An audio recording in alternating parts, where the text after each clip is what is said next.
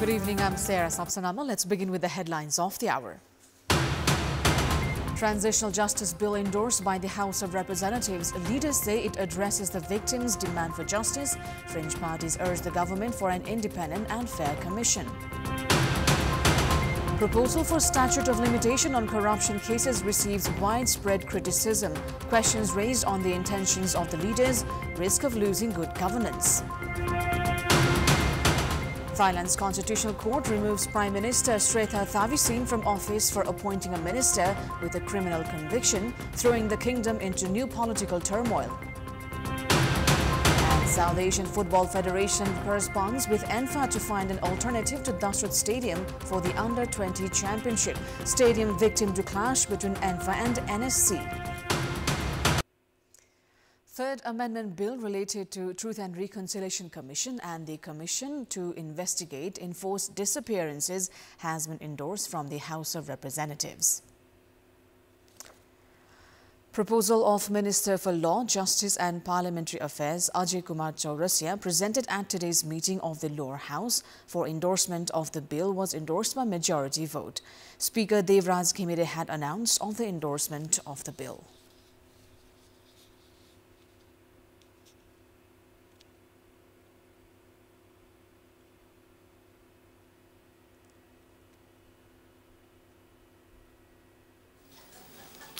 हुन्छ भन्ने पक्षका मान्य सदस्यहरूको बहुमत भएकोले बेपत्ता पारिएका व्यक्तिको छानबिन, सत्य निरूपण तथा मेलमिलाप आयोग तेस्रो संशोधन विधेयक 2081 पारित भएको म घोषणा गर्दछु।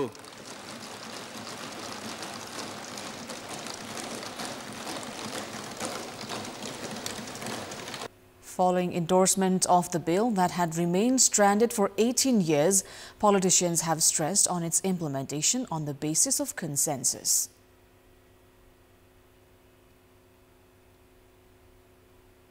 का साथ बसिरहनुभएका नागरिकहरू हुनुहुन्छ, चाहे त्यो माओवादी पक्षको होस् चाहे अर्को पक्षको होस् सरकारी पक्षको होस्, उहाँहरूको घाउमा मलमपट्टी लगाउने परिपूरण गर्ने लगायत थुप्रै विषयहरू यहाँ आएका छन् र तिनी विषयहरूको छिटोभन्दा छिटो कार्यान्वयन अबको आवश्यकता हो। जसरी हामीले 18 वर्ष कानुन निर्माणमा लगायौं, अब त्यसो होइन। अब 1 वर्षभित्रमा 2 वर्षभित्रमा 4 वर्ष भनेर ऐनमा उल्लेख छ हैन, तर त्यो भन्दा 4 वर्षभित्र भनेको 4 वर्ष पुर्याउनु पर्छ भन्ने पनि छैन। त्यसकारण छिटोभन्दा छिटो यो कानुन भएर जाओस् र यसका निम्ति हाम्रो तर्फबाट पुरै जोडबल र यो कानुन बनिसकेपछि अब हामीले आउने 4 वर्षभित्र शान्ति प्रक्रियाका बाँकी सम्पूर्ण कामहरू टुङ्ग्याउने छौं।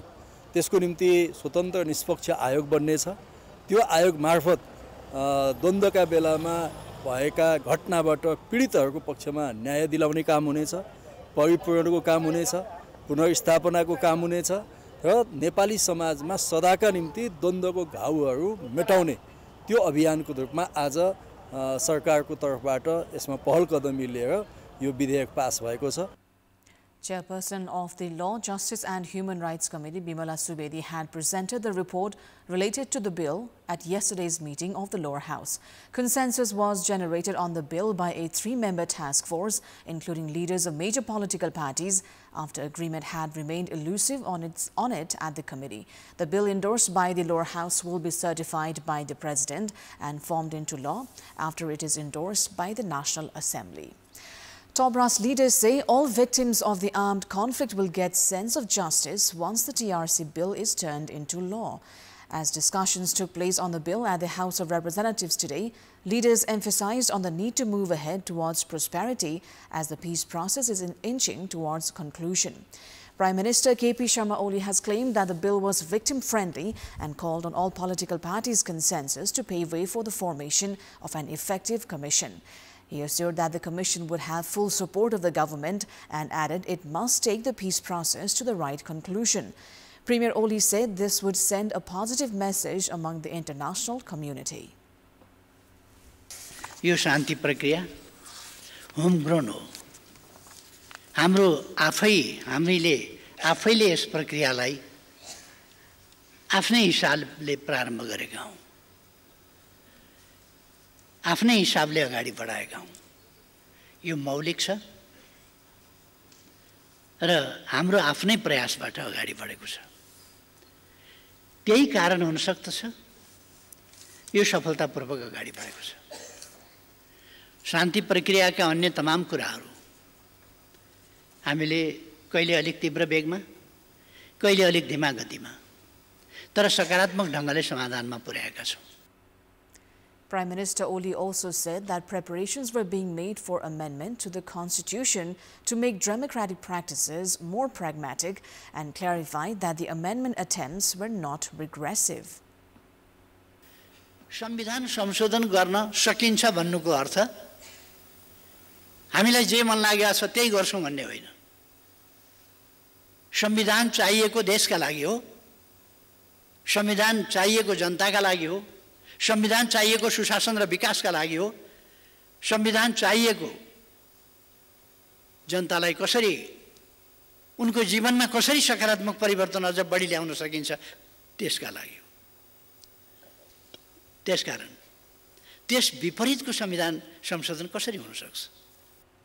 Nepali Congress President Sher Bahadur Deuwa said the TRC bill carried all basic sentiments of justice to victims of the armed conflict era and assured that justice will be delivered. However, he added that the smooth delivery of peace process would depend on the works of the Commission. अब हामीले एकअर्कालाई शंका आरोपित गर्ने भन्दा पनि विपत्ता पारेका व्यक्तिको छानबिन आयोग, सत्य निरूपण तथा मेलमिलाप आयोगका प्रभावकारी छनौट, प्रभावशाली कार्यप्रणाली सजग हुने कार्यप्रणाली प्रति सजग हुन आवश्यक छ। यो प्रक्रियाको सहज अवतरण आयोगको प्रभावकारितामा निर्भर रहने कुरा पनि म यहाँलाई निवेदन गर्न चाहन्छु। CPN Maoist Center Chair Pushpa Kamal Dahal said the transitional justice law would justly address incidents of serious human rights violation and that the international community was positive towards the bill. However, he added that there were challenges in implementation of the law. आज वहाँ हामी माझ हुनुहुन्न, तर उहाँले सुम्पिएको जिम्मेवारी आज सबै राजनीतिक दल बीचको सहमतिसँगै पूरा भएको छ। यद्यपि यो कार्यान्वयनको जटिलता भने अझै पनि छ भन्ने म ठान्दछु।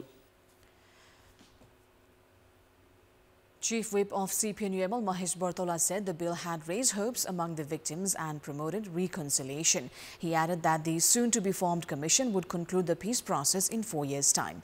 Rashtriya Swatantra Party Chair Ravi Lamichhane opined political appointments to the commissions should be avoided in order to ensure that commission was independent and fair.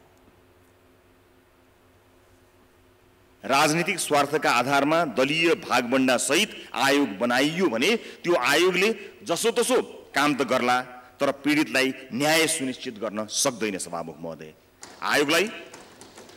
आयोगलाई नाममा मात्र होइन काममा पनि स्वतन्त्र र निष्पक्ष बनाऊ भन्ने अपील म यो सम्मानित सदनमा राख्न चाहन्छु। Rashtriya Prajatantra Party's Chair Rajendra Lingden called for efforts to avoid any armed conflict in the future and expressed commitment that he would continue raising voice in the favor of the victims.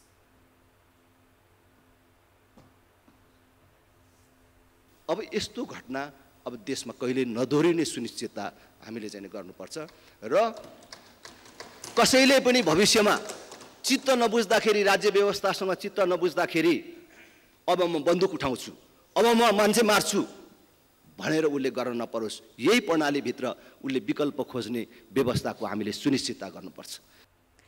CPN Unified Socialist Chair Madhav Kumar Nepal called to expedite works of transitional justice, keeping the problems of the victims at the center.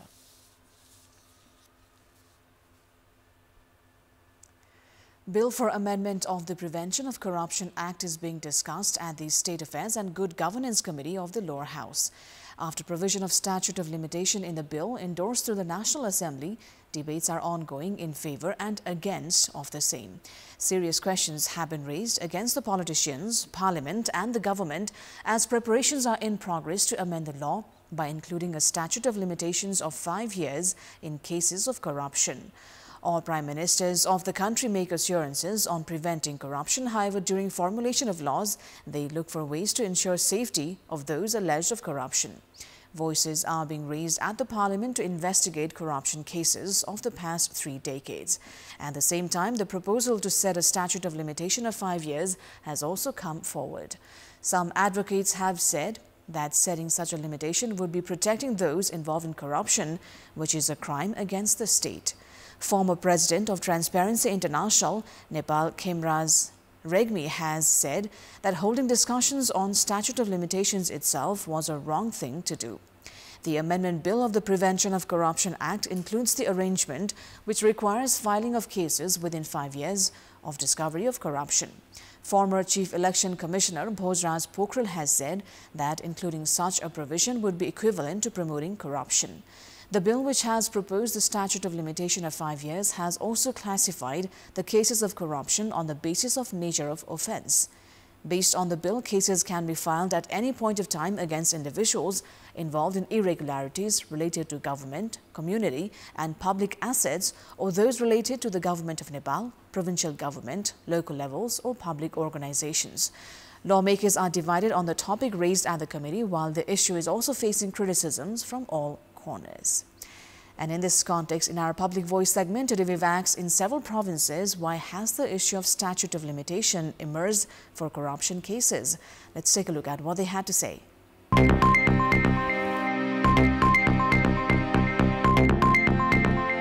आफ्नो भ्रष्टाचारलाई लुकाउनको लागि नेताहरूले लिएको चाहिँ एउटा यो कुटिल चाल हो। यो केही समयपछि हामी भ्रष्टाचार गर्दैनौं भन्ने सद्बुद्धि पो आउला हो कि भ्रष्टाचारका फाइल चाहिँ यो समयमै खोलेर यसको न्यूनीकरण भयो भने राज्यमा पनि एउटा सुशासनको प्रत्याभूति हुने देखिन्छ। त्यति वर्षभित्रमा कहाँ भ्रष्टाचार गरेका सम्पत्तिहरू पनि थन्काइसक्ने अथवा आफू सुरक्षित हुने आफ्नाहरू सुरक्षित गर्ने तरिकाले नै हो कि जस्तो लाग्छ मलाई। हदम्यादले चाहिँ हामीले गर्दा हामी पछि बच्छौं, हाम्रो छोराछोरी बाँच्छन् भन्ने हिसाबले आफ्नो सुरक्षाको लागि जब जनताले थाहा पाउँछ त्यतिखेर उजुरी दिन पाउनु पर्छ।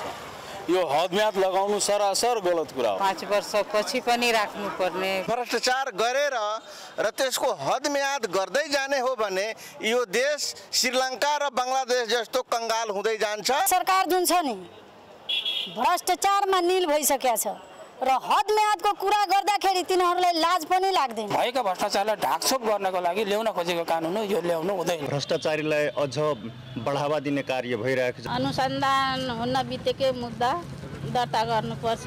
यो कानुन ल्याउनु भनेको भ्रष्टाचारीहरूलाई अझ प्रोत्साहन गर्नु सर भएको छ। अनुसन्धान तीव्र भए यसमा नकारात्मक असर भन्दा सकारात्मक असर हुन्छ। त्यो हदम्याद राख्न हुँदैन। यो राख्यो भने चाहिँ के हुन्छ नि अझ भ्रष्टाचार मौलिँदै जान्छ।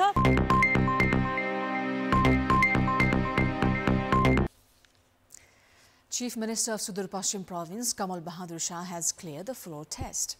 Shah received 36 votes in his favour in the 53-member Province Assembly. 45 members had attended today's session. He had the support of 18 members from Nepali Congress, 11 from CPN-UML and 7 from Nagarik Unmukti. 8 voted against him, which included 4 from CPN Unified Socialist and 4 from CPN Maoist Centre. 6 members from Maoist Centre and Rashtriya Prajatantra Party members were also absent at today's session. 1 independent member remained neutral. Speaking with the media right after the floor test, Shah said he would work responsibly to eradicate poverty and unemployment. He also informed that legworks were underway for the province budget, which can be expected within 23rd of September. 23rd of August, in fact. Shah was appointed to the post on 4th of August, and this is his second term. Time now for international update.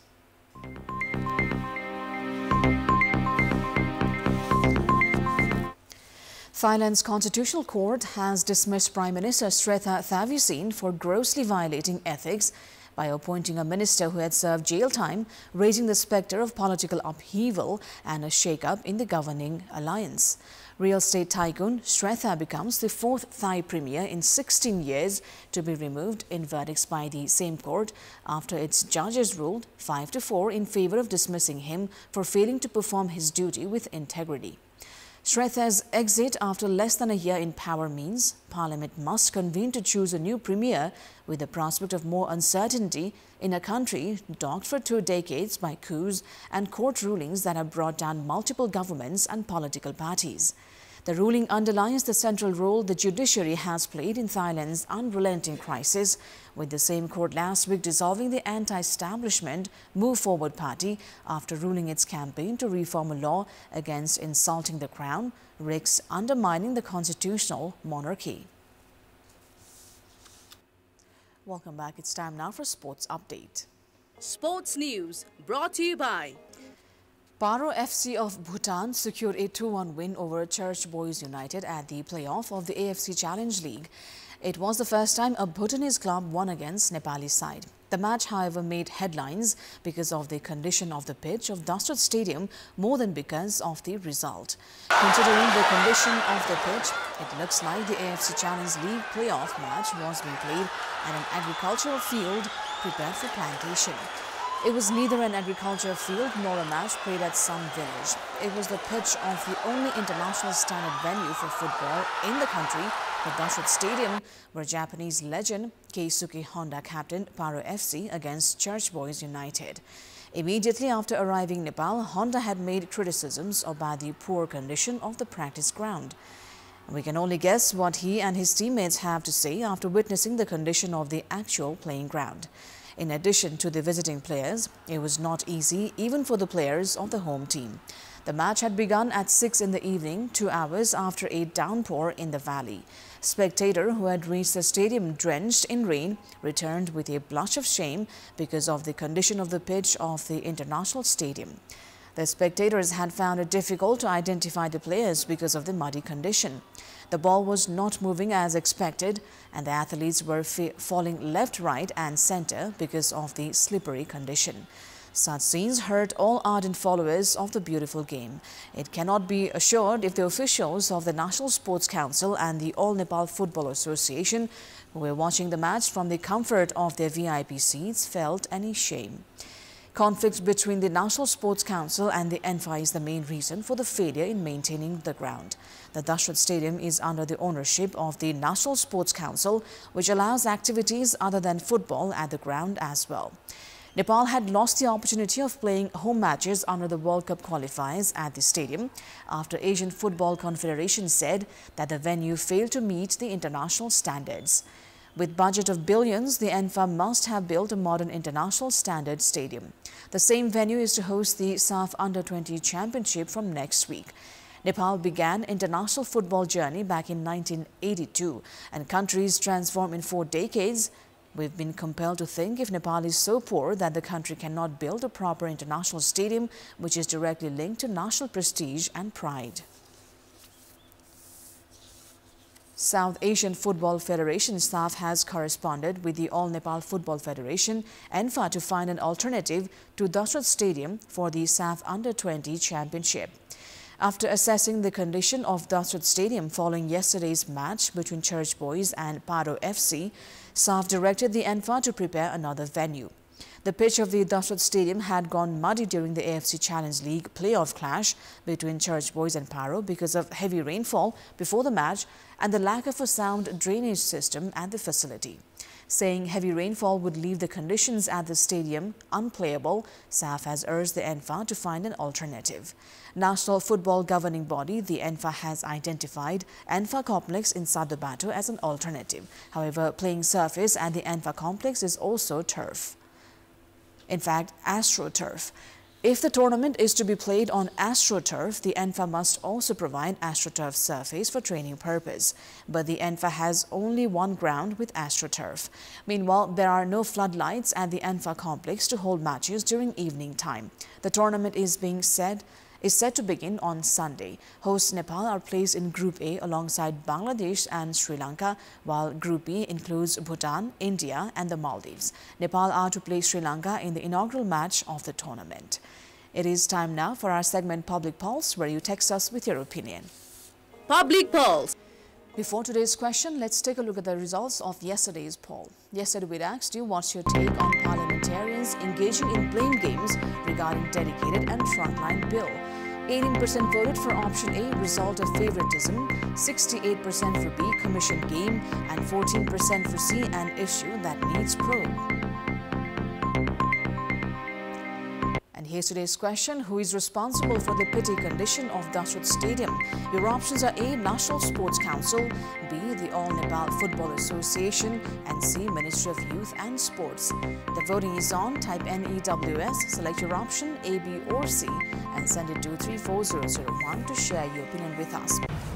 That is all for the moment. Thank you for watching. Good night.